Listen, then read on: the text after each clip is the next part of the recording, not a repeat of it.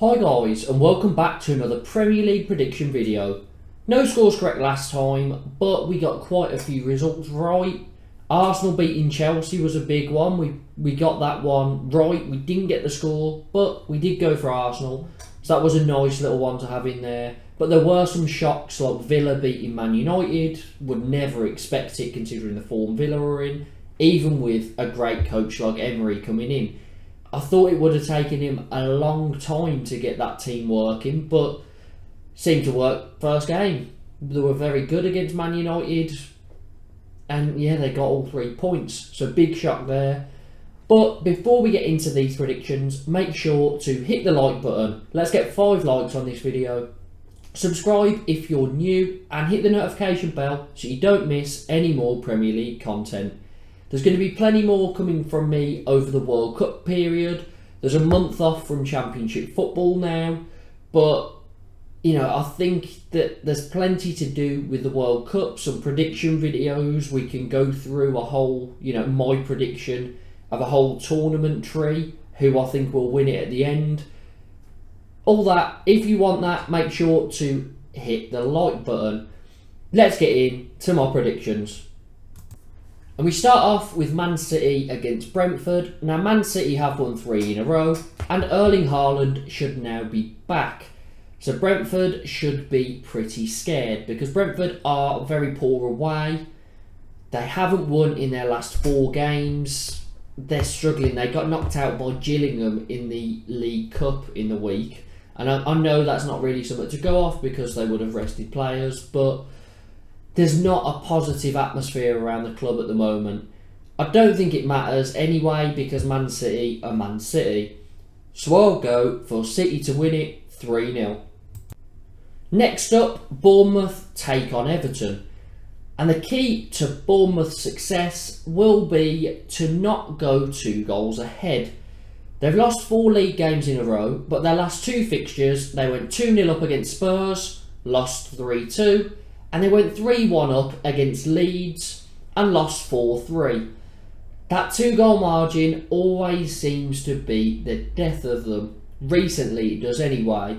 They have been unlucky to come away with no points from those games, but they do need to be a bit better defensively in order to take some points home. Now, Everton lost their last game 2-0 to Leicester. Are a little bit inconsistent now. They did go through a phase. I think there were 6 unbeaten at one stage in the season, but they are starting to struggle to pick up points.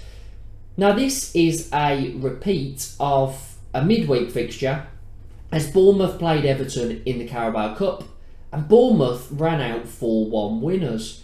Now, both teams were changed. We can't really go off that, but it will give Bournemouth a little bit of an uplift, I'd guess. However, I think I'll go for an exciting draw, because Bournemouth seem to score and concede quite a few recently. 2-2. Liverpool take on Southampton now. Liverpool lost 2 games in a row to teams in the bottom 3, Nottingham Forest and Leeds. Leeds have since moved out of the bottom 3, but when that game was played, they were definitely in there. But they did manage to pick up their first away win of the season, a 2-1 victory over Spurs, which is quite strange. They hadn't won an away game, and then they come up against Spurs, who are very good at home usually, and beat them. They do seem to struggle at the moment against the lower down teams though. Southampton are one of those lower down teams. They sit in the relegation zone, which might spell bad trouble for Liverpool, but I'm not sure that Southampton have it in them, because they are struggling at the moment. They've lost 6 out of their last 9 games, lost 2 in a row, and conceded 4 in their last game against Newcastle. However, Hasenhüttl was fired after their last result, and in steps Nathan Jones from Luton. A very interesting appointment. I remember when he left for Stoke, didn't do so well, went back to Luton, started to do really well again. So I don't know if he is just meant to be at Luton or if he'll be able to do very well in this step up to the Premier League, but I'm very interested to see how he does. And I've got a feeling that in his first Premier League game, he's going to get a point. Just because Liverpool are struggling against the lower down teams at the moment, and just because of a new manager bounce, which does seem to be affecting a lot of teams this season. So I'll go down the middle, 1-1. Forest up against Palace here.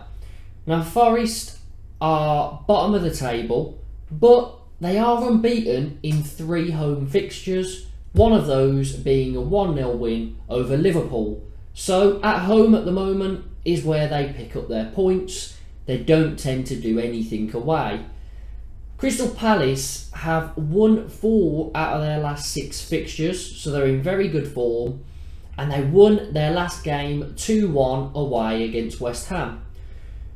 Now I've got a feeling that Forest will get something out of this one, but I think Palace will as well, as Palace have proven in the games against the lower teams, they do tend to get the better of them. But I'm going to give something to Forest because they are decent at home at the moment. So, down the middle, 1-1. Spurs take on Leeds now. Spurs are not doing so well at the moment. Lost 3 of their last 4 games. And the last one was a 2-1 loss against Liverpool. They really are struggling. I'm not sure what's happened. I mean, Son has been injured for a couple of games, but I just look at their team. I looked at their team against Liverpool, and as soon as I saw the lineup, I said that Liverpool would win. Just because, other than Harry Kane and probably Lloris, I didn't see a world-class player in sight. Which sort of shows me that maybe I went a bit too in on Spurs at the start of the season, because they don't really have the players to be a big side in this season, a top 4 candidate. I think they're an outside shot. Leeds have had some good results, 2 wins in a row against Liverpool, and then a crazy one against Bournemouth. They were 3-1 down, won it 4-3. Somerville with the winner again. What's going on at Leeds? They're just, all of a sudden, they've found this energy and this spirit, and they're doing so well. Now, this one is a difficult one to call because of Spurs being in strange form, Leeds being very good. I really feel like Leeds could get something out of this one, and I'm going to go for it. I was going to go for a Spurs win. I don't want to go down the middle, but screw it. Leeds are in good form. Spurs struggling. It's probably the wrong decision, and I'll hold my hands up to that. But go on, Leeds. Leeds to win it, 2-1.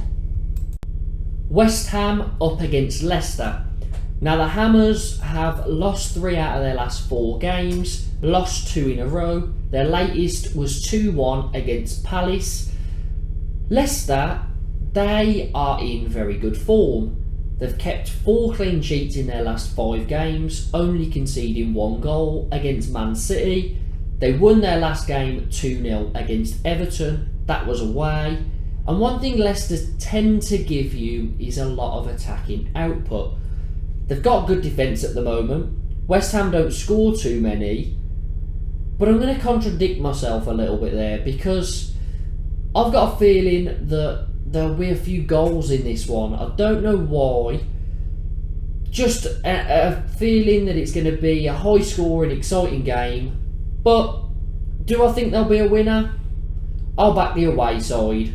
The Foxes to win it, 3-2. Newcastle face Chelsea. And the Magpies are in brilliant form at the moment. Still only lost 1 game all season. 4 wins in a row. Eddie Howe got Manager of the Month. Almiron got Player of the Month. And they won their last game 4-1 against Southampton, which saw opposing boss Ralph Hasenhüttl fired. Now, Newcastle are in such great form.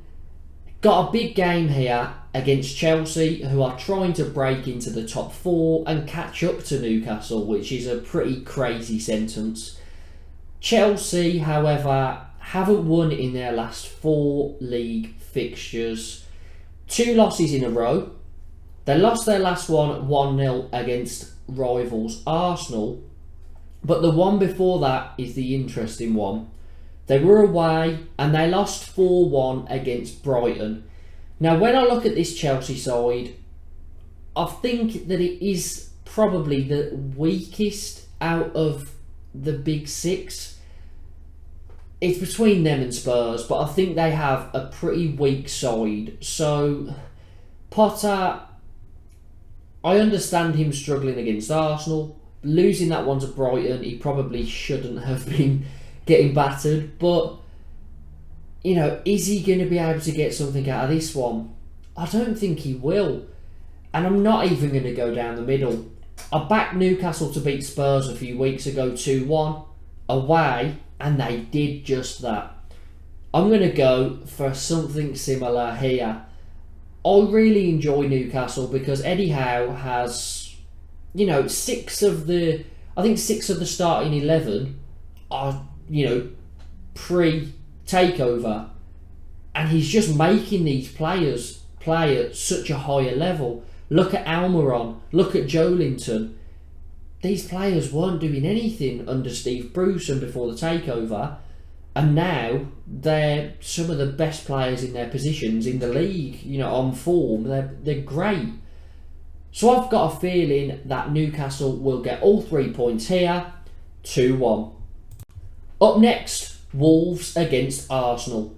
Now the home side are struggling at the moment, no wins in 4, and the one thing they seem to struggle with is scoring goals. So you'd think last game, when they managed to get 2, they might have had a good shot at 3 points.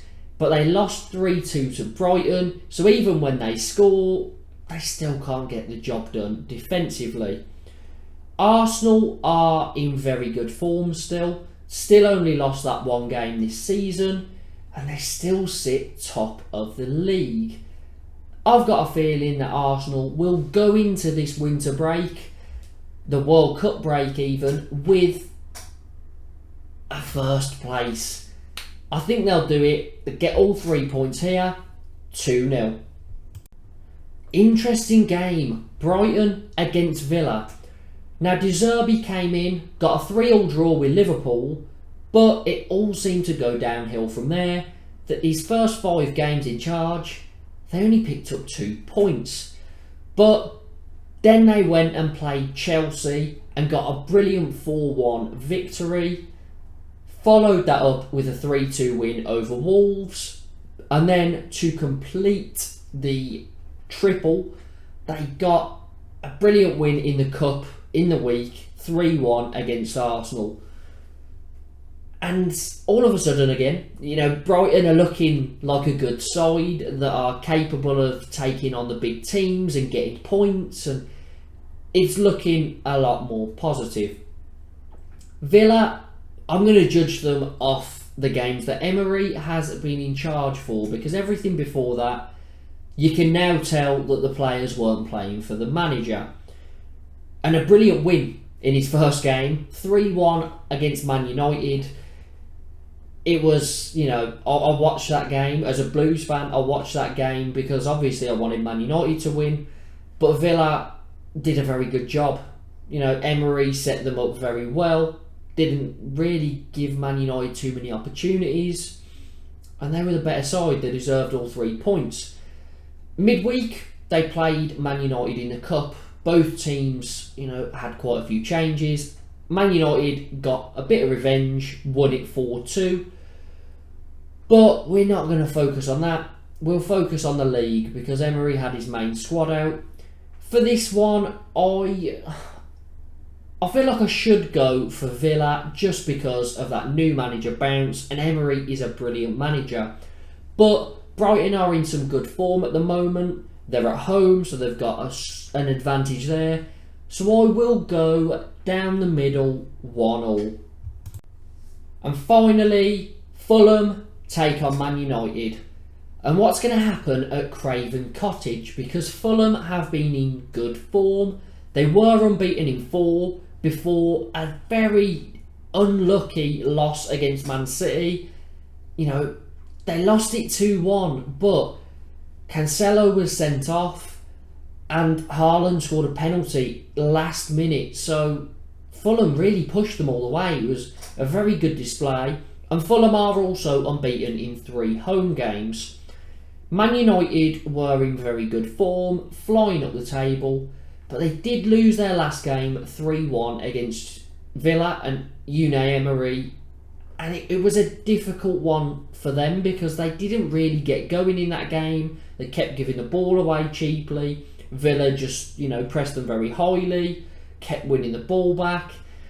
It was, they didn't get the space that they wanted and they didn't seem to have an answer. But they were missing quite a few players, Fernandes probably being the key one. How do I think this will go? Because Fulham have proven that they can go toe-to-toe with a lot of the big teams.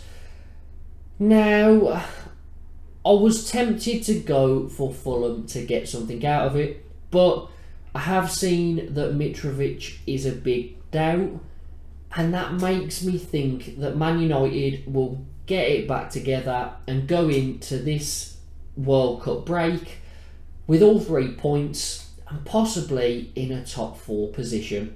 Man United to win 2-1. So, those are my predictions for these Premier League fixtures. Let me know down in the comments what your predictions are using the fixture list in the description. Make sure to hit the like button. Let's get to 5 likes, remember. Subscribe if you haven't already. Can we get to 165 subscribers before the end of this weekend? Only need 2 more, so make that happen and I will be very, very happy. And also hit the notification bell so you don't miss any more Premier League content.